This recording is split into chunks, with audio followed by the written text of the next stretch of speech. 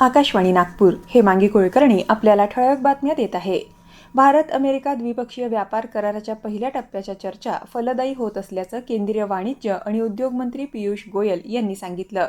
द्विपक्षीय कराराच्या बाकी मुद्द्यांवर सहमती झाली असल्यामुळे 2025 या वर्षाच्या अखेरी आधी कराराला अंतिम रूप देण्यासाठी आयात शुल्क कमी करण्याबाबत दोन्ही देशांमध्ये चर्चा सुरू आहे.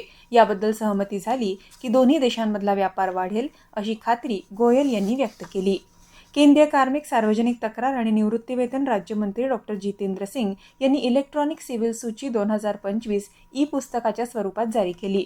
यामध्ये देशभरातील कार्यरत भारतीय प्रशासकीय सेवेतील अधिकाऱ्यांची माहिती डिजिटली संकलित करण्यात आली आहे. या सूचीची 17वी आवृत्ती आणि पूर्णपणे डिजिटल स्वरूपात सादर होणारी 5वी आवृत्ती हा एक महत्त्वाचा टप्पा आहे, असं ते म्हणाले. जागतिक आरोग्य संघटनेनं भारताला ट्रॅकोमा या सार्वजनिक आरोग्य समस्येचं यशस्वीपणे निर्मूलन केल्याचं प्रमाणपत्र प्रदान केलं आहे. जिनिव्हा इथं नुकत्याच झालेल्या 78व्या जागतिक आरोग्य परिषदेत हे प्रमाणपत्र देण्यात आलं. ट्रॅकोमा हा जीवाणूंच्या संसर्गामुळे होणारा दृष्टीवर गंभीर परिणाम करणारा डोळ्यांचा आजार आहे. राष्ट्रसंत तुकडोजी महाराज नागपूर विद्यापीठाचा